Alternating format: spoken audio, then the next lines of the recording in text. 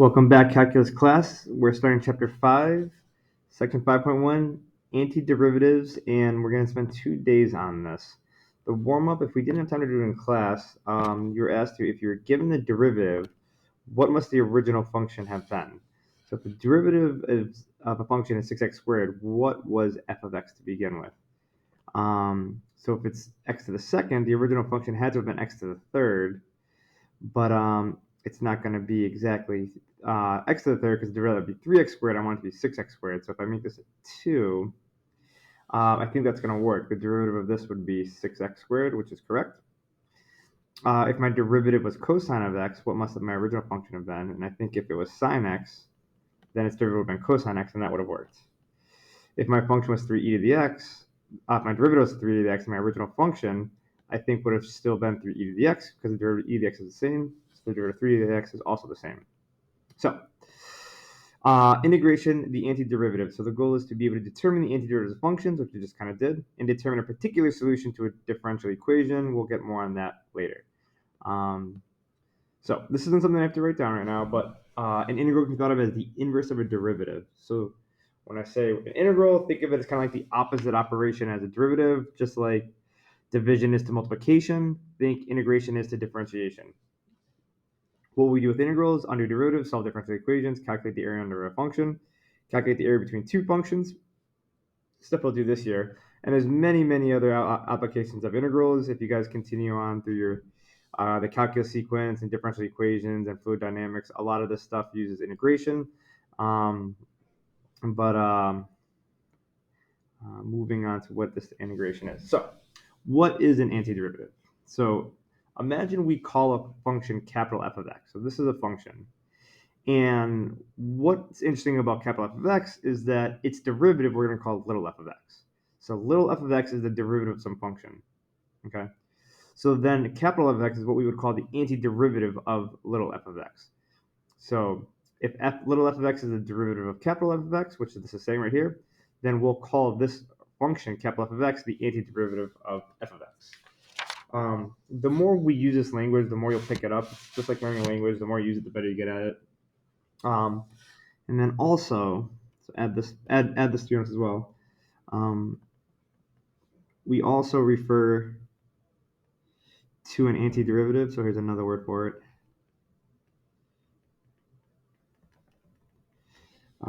As a hold on. We also refer to the antiderivative as indefinite integrals. Okay. So an antiderivative, I might also say find the indefinite integral, which is the same thing as saying finding the antiderivative. So here's our first example. Find an antiderivative of this function. So here's little f of x. What I'm trying to find out is what is capital F of x. Okay. So if the derivative of capital F of x, so this is the derivative of capital F of x, what must the original function have been? And if you think about it for a while, if it's to the second power, it must have been something to the third power. But this isn't going to be right because if I take the derivative, I get 3x. That is the answer. If I take the derivative of this, I get 3x squared, which is correct. But now, kind of like a part 2 to this question, because the wording I use up there is a little different. Can you think of a different function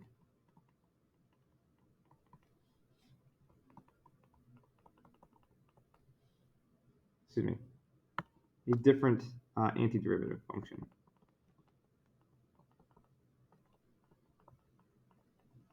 In other words, capital F of x was x cubed. Could we have thought of something else?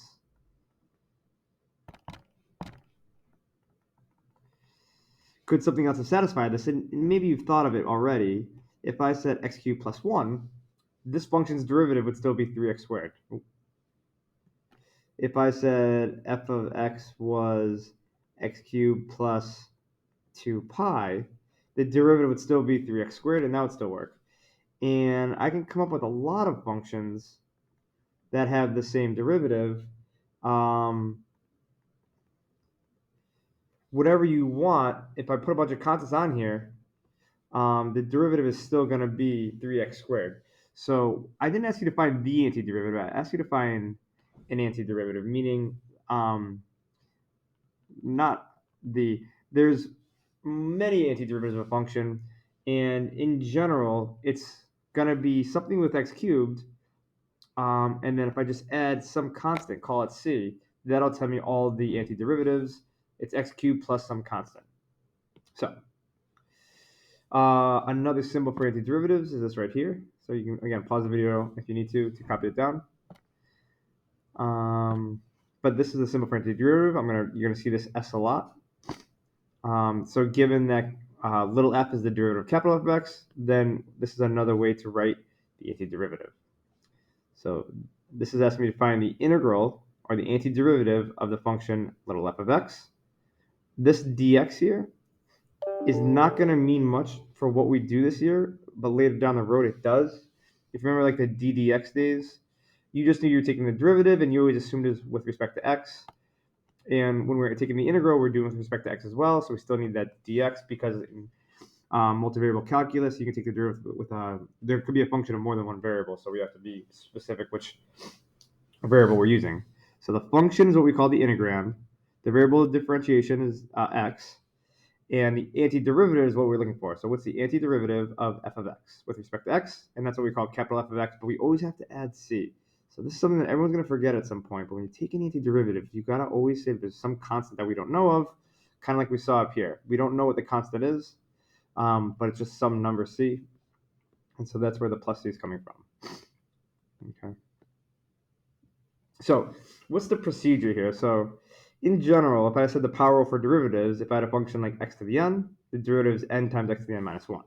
So if f of x was x to the 7th, then the derivative was 7x to the 6th. We did 7, and then 7 minus 1 gives me the 6. So we just use the power rule for derivatives. The power rule for integrals, we just have to work backwards. So if I want to take the antiderivative of x to some power, we got to add 1 to that power, right? So like before when we had, I think it was like, what was it up here? It was 3x squared. So when we had 3x squared and I wanted to find the antiderivative of that, we added 1 to the 2. So we got to add 1 to the exponent. And then that when we added 1 to this, it became a 3. But we also have to divide by that 3 instead of multiply by that number so that it comes out. So if this was my little f of x, then capital F of x, it's just going to be 3x to the n plus 1 divided by n plus 1, which is going to be 3x to the third over 3, which is just x cubed. So that's how we can get the antiderivative every time using the power rule. Here's some stuff to copy down, some basic but important rules. If my function is being multiplied by some constant k, and I want to find the integral of it, you could always factor out that k. We're not going to do that often, but there will be situations where we want to do it to clean things up. So that is something that you can do. So if you have a k inside, you can always factor it out. And if I'm taking the integral of a sum of two functions, so the sum of f plus g, just like with derivatives, it works kind of how you would like. You can take the antiderivative of each function separately and add them together. So the antiderivative of a sum is the same thing as the sum of the antiderivatives. This is intuitive, but this is how we can write algebraically. And just remember that all the trig derivatives work the same, just backwards.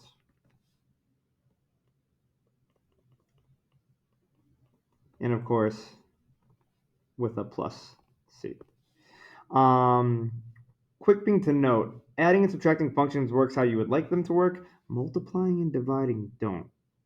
So just like we had a product rule and a quotient rule, it wasn't as simple as you would like it to be. Integrating a product or a quotient of functions isn't going to be so nice. And in fact, it's less nice than derivatives. Okay, so now determine each in different integrals. So I have the function 2x with respect to x. I want to find the integral of it. So you can think of it as 2x to the 1. So if I want to find the integral of x to the n, just remember that it's x to the n plus 1 over n plus 1 plus some constant. So this is going to equal 2 times x to the 1 plus 1. 1 plus 1 is 2. Divided by that same 2 plus c, which equals x squared plus c. And we got it.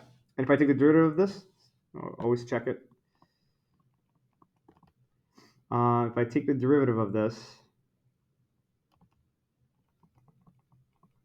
I should get what I started. And the derivative of x squared is 2x. The derivative constant is 0, so I do get 2x back. So it worked out.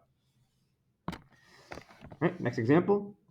I have 6x to the 4th. So I'm just going to make that 6x to the 4 plus 1, which is 5, divided by 5, plus c. And 6 over 5 doesn't simplify, so that's it. Again, it's good to check. If I ask you to take the derivative of 6/5 x to the 5th plus c, 5 times 6/5, the 5s would cancel out and you get 6x to the 4th. The derivative constant is 0, which is exactly what it should have came out to, so that works out. Okay. Fractions, no big deal. Again, we're still going to use this power rule idea here. Add 1 to the exponent and divide it by that same number. So if I add 1 to a half, I get 3 halves. Then divide it by that same 3 halves. So if n plus 1 is 3 halves, it's going to be x of 3 halves over 3 halves, which is going to simplify to keep, change, flip, right? So keep this the same, change that to multiplication, and flip to 2/3. So that's just going to be 2/3 x to the 3 halves plus c. And that's how we're going to write it. And of course, let's check it. If I have the derivative of 2/3 x to the 3 halves plus c, 3 halves times 2/3, the 3's will cancel out, the 2's will cancel out, so you just get x, and then 3 halves minus 1 is 1 half. The derivative constant is 0, so I get x to the 1 half, which works out.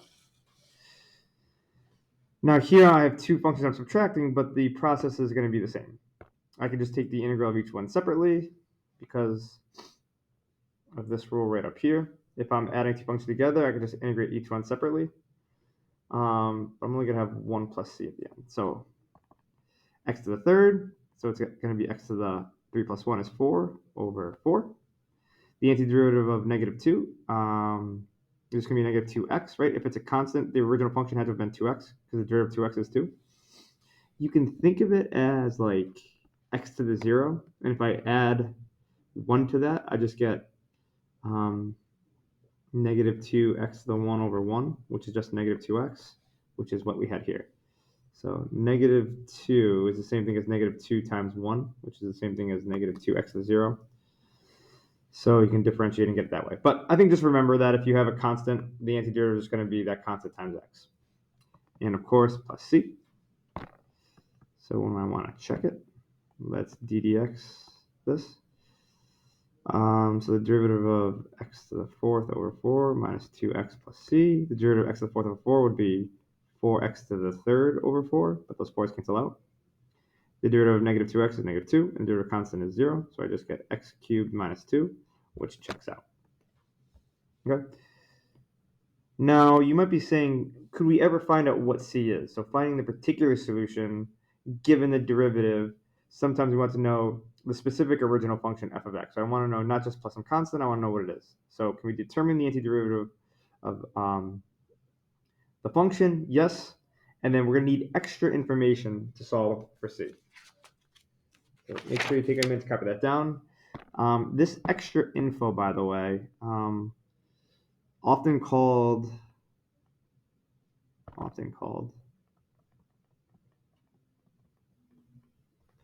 initial conditions.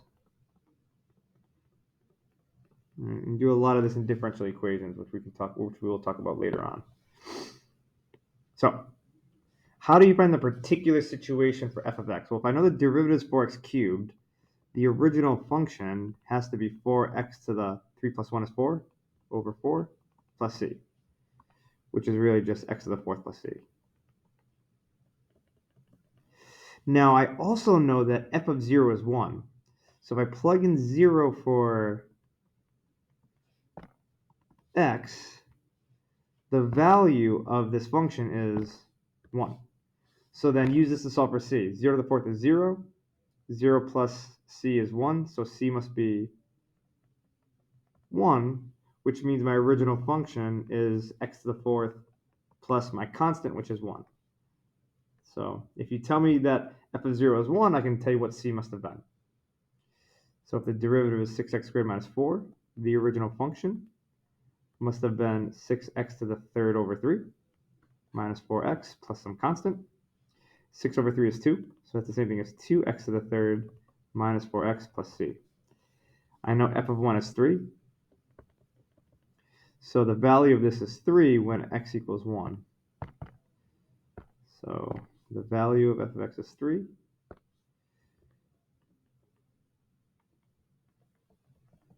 When x equals 1. So we use this to solve for c. 1 cubed is 1. 2 times 1 is 2. Minus 4 plus c. 2 minus 4 is negative 2. Add 2 to both sides. I get c equals 5.